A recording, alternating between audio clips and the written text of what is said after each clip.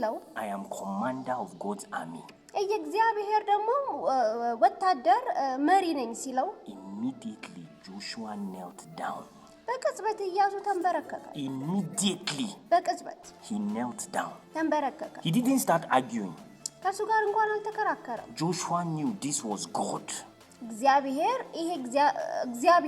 ኢያሱ ይሄ እግዚአብሔር እንደሆነ አውቆ ነበር። Because God is not on your side. ያቱም እግዚአብሔር ለእናንተ አይወግንም። He is not on your enemy's side. ለጠላታችሁም አይወግንም። God is on his side. እግዚአብሔር ግን ለራሱ ይወግናል። God supports himself. እግዚአብሔር ራሱን ይደግፋል። ላታውቁ ትችላላችሁ። God is not interested in your idea. እግዚአብሔር ደግሞ ስላስተሳሰባችሁ ግድ አይለውም። When you come before him, you accept his idea. በእርሱ ፊት ስትቀርቡ ደግሞ የእርሱ ሐሳብን መቀበል When አለባችሁ። you come before him, you think like him. በእርሱ ፊት ስትመጡ ደግሞ የእሱ አስተሳሰብን መቀበል አለባችሁ። No matter how you feel justified to behave the wrong way, God is not interested. ምንም ያህል እንኳን ጉዳት ቢደርስባችሁ በመጥፎ ባህሪ እንድትገለጡ እግዚአብሔር ለእናንተ አይወግንም። He is only interested in you submitting your will for his will. የእናንተ ፈቃድን ለእርሱ ፈቃድ ማስገዛታችሁን ብቻ ነው የሚያየው ይችላል። We should fight our enemy. ጠላታችሁን ተዋጉ የሚልም ሊኖር We should ይችላል። wish destruction upon them. በእነርሱ ላይ ጥፋትን ደግሞ እንድንመኝ የሚፈልግም ሊኖር ይችላል። But God says, that's not how me I think. እግዚአብሔር ግን የኔ አስተሳሰብ እንደዚህ አይደለም ይላል። God says, love them. እግዚአብሔር ውደዷቸው ይላል። Pray for them. ለእነርሱ ጸልዩላቸው። Think good towards them. ስለነሱ መልካምን ነገር አስቡ። So you see, you have to drop your pride and accept his humility. ስለዚህ ኩራታችሁን ትታችሁ የእሱ ትህትናን መቀበል አለባችሁ። ፈቃድን ብቻ ትፈጽማላችሁ። God is not interested in all the stories that you have. እግዚአብሔር ስላለፈው ታሪካችሁም ግድ አይለውም። Will you do my word? ቃሌን ታረጋላችሁ Will ወይ? you obey my word? ቃሌን Will you ትታዘዛላችሁ be ወይ? submissive to my word? ለቃሌ ትገዛላችሁ ወይ? Are you willing to drop your own way for his way? የራሳችሁ መንገድ ለእርሱ መንገድ ትተዋላችሁ ወይ? That's Christianity. ያ ነው ክርስትና ማለት። It changes the way you think. አስተሳሰባችሁን ይቀይረዋል። So you are no longer looking for God to be by your side. ስለዚህ እግዚአብሔር ከዚህ በኋላ እኔ የወግን ብላችሁ እንዳታስቡ ያደርጋችኋል። No. እንደዛ አይደለም። You are the one choosing to be on God's side. እናንተ ናችሁ ለእግዚአብሔር ለመወገን መምረጥ ያለባችሁ። So, and Joshua wanted to know whether he was for them or he was against them. ኢያሱ ደግሞ ማወቅ ይፈልጋል። ይሄ የመጣው መልአክ ለራሱ ነው የሚወግነው ወይስ ደግሞ እየተቃወመው እንደሆነ። What's the right thing to say? ስለዚህ ምን መናገር ነበረበት? I'm for you, I support you. ያ መልአኩ እኔ ላንተ ነው መወግነው እንዲለው ነበር የፈለገው። That's what Joshua is supposed to say. That's what the angel is supposed to say. መልአኩ እንደዛ ነበር ማለት የነበረበት። But the angel didn't say, I'm here to support you. መልአኩ ግን እኔ የመጣሁት አንተ ለወግን ነው አላለው። The angel said, I am not for you, I am not for your enemy, I am for myself. መልአኩ ግን እኔ ላንተም ለጠላትህም አልወግንም፣ ነገር ግን ለራሴ መጥቻለሁ አለው።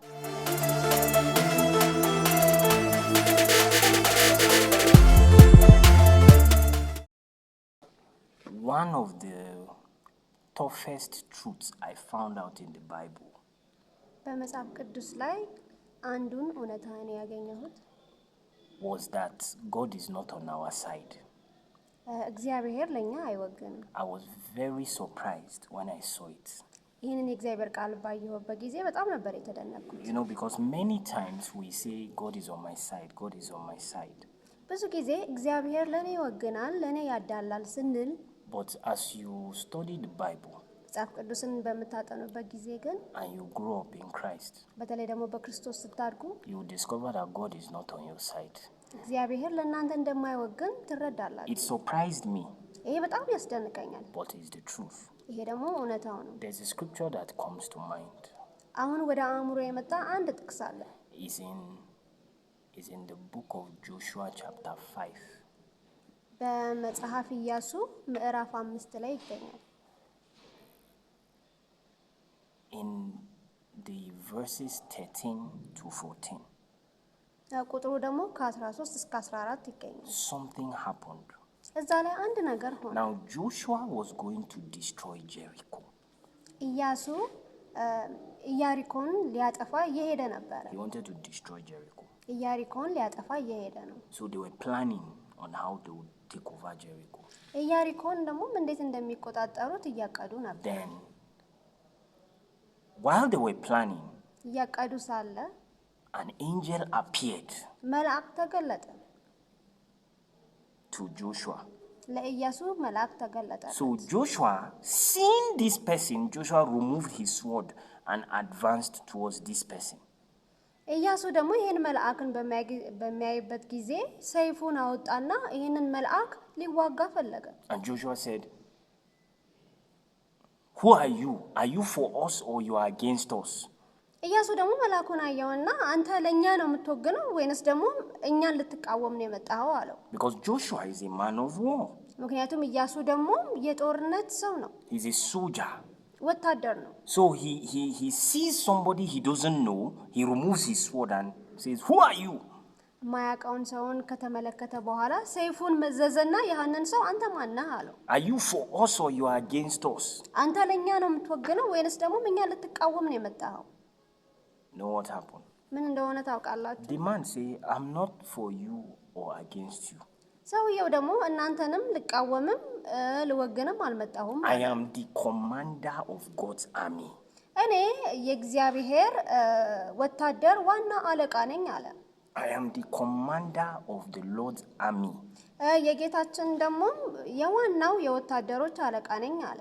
That's what the angel told Joshua. መልአኩ ለኢያሱ እንዲህ ብሎ ነገረው። Why? ለምን? Because this was God. ምክንያቱም ይሄ እግዚአብሔር ነበር። God came to give him strategy to win the war. እግዚአብሔር ኢያሱ እቅድን እየሰጠው ነበር ውጊያውን እንዴት ማሸነፍ እንደሚችል። And Joshua wanted to know whether he was for them or he was against them. ኢያሱ ደግሞ ማወቅ ይፈልጋል ይሄ የመጣው መልአክ ለራሱ ነው የሚወግነው ወይንስ ደግሞ እየተቃወመው እንደሆነ። What's the right thing to say? ስለዚህ ምን መናገር ነበረበት? I'm for you, I support you. ያ መልአኩ እኔ ላንተ ነኝ ላንተ ነው መወግነው እንዲለው ነበር የፈለገው። That's what Joshua is supposed to say. That's what the angel is supposed to say. መልአኩ እንደዛ ነበር ማለት የነበረበት። But the angel didn't say, "I'm here to support you." መልአኩ ግን እኔ የመጣሁት አንተ ለወግን ነው አላለው። The angel said, "I am not for you, I am not for your enemy, I am for myself." መልአኩ ግን እኔ ላንተም ለጠላትህም አልወግንም ነገር ግን ለራሴ መጥቻለሁ አለው። Very important lesson. በጣም የሚጠቅም ትምህርት ነው ይሄ። God is not by your side. እግዚአብሔር ለእናንተ አይወግንም። You are the one that will come to God's side. እናንተ ናችሁ ለእግዚአብሔር ወደ መወገን የምትመጡት። Christianity is you moving to God's side. ክርስትና ማለት እናንተ እግዚአብሔርን ወደ መወገን መምጣት ማለት ነው። There's a way God thinks. እግዚአብሔር የሚያስበው አስተሳሰብ አለ። There's a way God talks. እግዚአብሔር የሚናገረው ንግግርም አለ። There's a way God sees things. እግዚአብሔር ደግሞ ማየትን የሚችለው ነገሮች አሉ። God doesn't care about how you see things. እግዚአብሔር እናንተ የምትመለከቱትን አመለካከት ግድ አይለውም። He's interested in you seeing things his way. እግዚአብሔር እሱ የሚያይበት መንገድ እኛ እንድናይ ነው የሚፈልገው። Think like me. እንደኔ አስቡ። See things like me. ነገሮችን እንደኔ አስቡ። Behave and act like me. እንደኔ ደግሞ ባህሪያችሁ ይሁን። That's how God thinks. እግዚአብሔር እንደዛ ነው So የሚያስበው። God does it changes your thinking completely. አስተሳሰባችሁን ሙሉ ለሙሉ ይቀይረዋል። It changes the way you think. አስተሳሰባችሁን ይቀይረዋል። So you are no longer looking for God to be by your side. ስለዚህ እግዚአብሔር ከዚህ በኋላ ለኔ ይወግን ብላችሁ እንዳታስቡ ያደርጋችኋል። No. እንደዛ አይደለም። You are the one choosing to be on God's side. እናንተ ናችሁ ለእግዚአብሔር ለመወገን መምረጥ ያለባችሁ። So you read the word, እግዚአብሔር ቃልን ታነባላችሁ፣ you listen to messages, መልእክቶችን ትሰማላችሁ፣ you become more like God. የበለጠ ደግሞ እንደ እግዚአብሔር መሆንን ትችላላችሁ። The Lord is not interested in your culture. ጌታ ስለእናንተ ባህል ግድ አይለውም። He's not interested in the country. ስለ ሀገራችሁም ግድ አይለውም። He's not interested in your family. ስለ ቤተሰቦቻችሁም ግድ አይለውም። That is how they think. እንደዛ ነው እግዚአብሔር የሚያስበው። No, he's interested in your family thinking like him. የእናንተ ቤተሰብ እንደ እግዚአብሔር እንዲያስቡ ነው የሚፈልገው። He's interested in your country thinking like him. ሀገራችሁ እንደ እግዚአብሔር እንዲያስብ ነው የሚፈልገው። He's interested in your friends. He's interested in your thoughts to be like his own thoughts. የጓደኛችሁን የራሳችሁ አስተሳሰብ እንደ እግዚአብሔር አስተሳሰብ እንዲሆን ነው የሚፈልገው። That's how God sees things. እግዚአብሔር ነገሮችን የሚያየው እንዲህ ነው። God is not on your side. እግዚአብሔር ለእናንተ አይወገንም። God is on his own side. እግዚአብሔር ግን ለራሱ ይወገናል። He is too big to be on your side. ለእናንተ ለመወገን እሱ ትልቅ ነው። You are the one that will come to God's side. እናንተ ናችሁ እግዚአብሔርን ወደ መወገን የምትመጡት። And he's not obligated to follow you. እናንተን ለመከተል ግዴታ የለበትም። You are the one that will choose to follow him. እናንተ ናችሁ እግዚአብሔርን ለመከተል መምረጥ ያለባችሁ። I will remind you of another scripture. ሌላ ጥቅስን ደግሞ አስታውሳችኋለሁ። Matthew chapter 12. ማቴዎስ 12 ላይ From verse 47 all the way to 50. ከቁጥር 47 እስከ 50 ድረስ Something happened. አንድ ነገር ሆነ። Jesus is preaching. ኢየሱስ እየሰበከ ነው። Remember, Jesus is God. አስታውሱ ኢየሱስ ማለት So እግዚአብሔር Jesus ነው። is preaching. ኢየሱስ እየሰበከ ነው። Then somebody comes to him የሆነ ሰው ደግሞ ወደ እርሱ መጣ። and tells him that your mother is outside. ነገር እናትህ ውጪ እየጠበቀችህ ነው አለው። What does Jesus do? ኢየሱስ ምንድነው ያደረገው? Jesus tells the people something very strong. ኢየሱስ ደግሞ ለሰዎቹ በጣም ጠንከር ያለ ነገር ነገራቸው። Read it. አንብቡት። Jesus said, whoever does what I tell them is my mother and my brother and my sister. የምነግረው ነገር የሚያደርግ ብቻ ነው እናቴ፣ አባቴ፣ ወንድሜ፣ እህቴ ብሎ ነገራቸው። In other words, the person who gave birth to me is not more important. ያ ማለት የወለደኝ ሰው ለኔ ብዙም ጠቃሚ አይደለም ማለት ነው። Jesus was trying to tell them that, see, I am God. ኢየሱስ የነገራቸው ተመልከቱ እኔ እግዚአብሔር ነኝ። And the people who think like me, who obey me, are the people that are my mother and my sister and my brother. እኔን የሚከተሉኝ እኔን የሚታዘዙ ብቻ ናቸው እናቴ፣ አባቴ፣ እህቴ አላቸው። He says, the one who does the will of my father, የአባቴ ፈቃድን የሚፈጽም ብቻ that is my family. እነዛ ናቸው የኔ ቤተሰቦች። So I want you to have this in mind. ስለዚህ ይህን እንድታስተውሉ ፈልጋለሁ። God is not interested in your culture. እግዚአብሔር ስለእናንተ ባህል ግድ God is አይለውም። not interested in the country you came from. እግዚአብሔር ስለመጣችሁበት ሀገርም ግድ አይለውም። God is not interested in the way the way you think, your ideology. እግዚአብሔር ስላስተሳሰባችሁ ወይንም ደግሞ ስላስተምህሯችሁ ምንም ግድ አይለውም። When you come to him, ወደ እናንተ ሲመጣ you drop all those things ያን ሁሉ ትተዋላችሁ and you obey his own. የእርሱ ፈቃድን ብቻ ትፈጽማላችሁ። God is not interested in all the stories that you have. እግዚአብሔር ስላለፈው ታሪካችሁም ግድ አይለውም። Will you do my word? ቃሌን Will ታረጋላችሁ you ወይ? obey my word? ቃሌን Will you ትታዘዛላችሁ be ወይ? submissive to my word? ለቃሌ ትገዛላችሁ ወይ? Are you willing to drop your own way for his way? የራሳችሁ መንገድ ለእርሱ መንገድ ትተዋላችሁ ወይ? That's Christianity. ያ ነው ክርስትና ማለት። Imagine somebody hurt you so much. የሆነ ሰው በጣም ጎዷችሁ እንበል። Then you read in Matthew chapter 5 ከዛ ማቴዎስ 5ን አነበባችሁ። that says we should love your enemy. ጠላታችሁን ውደዱ የሚል Pray for them that do bad things to you. ስለ እናንተ መጥፎ የሰራላችሁን ነገር ደግሞ ጥሩ ነገር አድርጉላችሁ የሚለውን አነበባችሁ። That's God's thinking. ይህ የእግዚአብሔር አስተሳሰብ ነው። Normally, we should hate our enemy. በሌላኛው መንገድ ጠላቶቻችን ልንጠላ እንችላለን። We should fight our enemy. ጠላታችሁን ተዋጉ የሚልም ሊኖር We should ይችላል። wish destruction upon them. በእነርሱ ላይ ጥፋትን ደግሞ እንድንመኝ የሚፈልግም ሊኖር ይችላል። But God says, that's not how me I think. እግዚአብሔር ግን የኔ አስተሳሰብ እንደዚህ አይደለም ይላል። God says, love them. እግዚአብሔር ውደዷቸው ይላል። Pray for them. ለእነርሱ ጸልዩላቸው። Think good towards them. ስለ እነሱ መልካምን ነገር አስቡ። So you see, you have to drop your pride and accept his humility.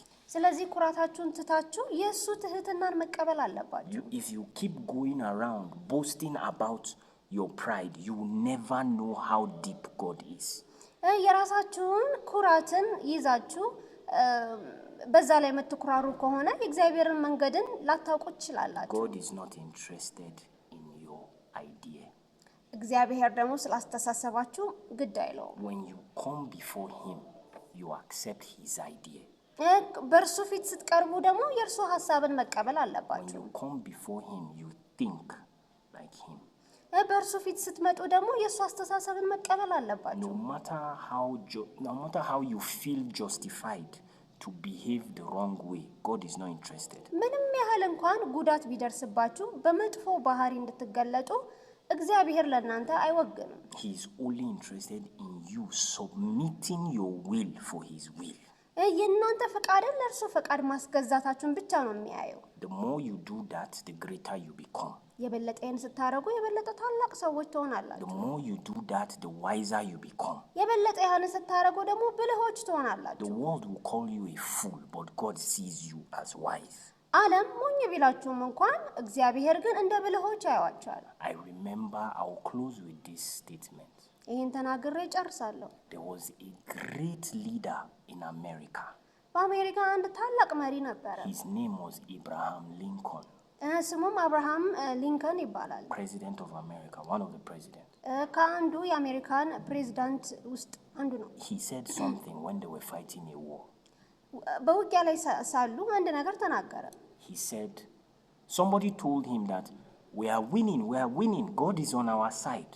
የሆነ ሰው ነገረው እያሸነፍን ነው እግዚአብሔርም ደግሞ ለኛ እየወገነ ነው አለው። He said, no, አይ አለው it's not like that. እንደዛ አይደለም። He said, we should be grateful to God እኛ ነን እንደውም እግዚአብሔርን ማመስገን ያለብን አለው። that we are on God's side. እኛ ለእግዚአብሔር እየወገንን ስለሆነ። Former president of America, ከዚህ በፊት የነበረ የአሜሪካን ፕሬዝዳንት ነው። a Christian, ክርስቲያን ነው። he said we shouldn't say that God is on our side. እግዚአብሔር ለኔ ይወግናል ማለት የለብንም። He says rather we should say that we are on God's side. እንደውም እኛ ማለት ያለብን እኛ ለእግዚአብሔር እየወገንን ነው። Because God is too big to support anybody. እግዚአብሔር እኛንን ለመደገፍ ታላቅ አምላክ ነው። When you come to him, ወደ እርሱ ፊት ስንቀርብ you submit your will to him. ፈቃዳችንን ለእሱ ፈቃድ እናስገዛለን። What happened in that book in Joshua? በኢያሱ መጽሐፍ ላይ የሆነው ነገር ምንድን ነው? Verse 14. በቁጥር 14 ላይ Immediately the man said, I am not for you and I am not against you. ይህ የተገለጠለት ሰው እኔ ለአንተ አልወግንምም አንተንም አልቃወምም ሲለው I am commander of God's army. የእግዚአብሔር ደግሞ ወታደር መሪ ነኝ ሲለው Immediately Joshua knelt down. በቅጽበት ኢያሱ ተንበረከከ። Immediately በቅጽበት he knelt down. ተንበረከከ። He didn't start arguing. ከሱ ጋር እንኳን አልተከራከረም። Joshua knew this was God. እግዚአብሔር ኢያሱ ይሄ እግዚአብሔር እንደሆነ አውቆ ነበር። Because God is not on your side. ምክንያቱም እግዚአብሔር ለእናንተ አይወግንም። He is not on your enemy's side. ለጠላታችሁም አይወግንም። God is on his side. እግዚአብሔር ግን ለራሱ ይወግናል። God supports himself. እግዚአብሔር ራሱን ይደግፋል። And if you want to win, ማሸነፍ ከፈለጋችሁ you move to support God's idea.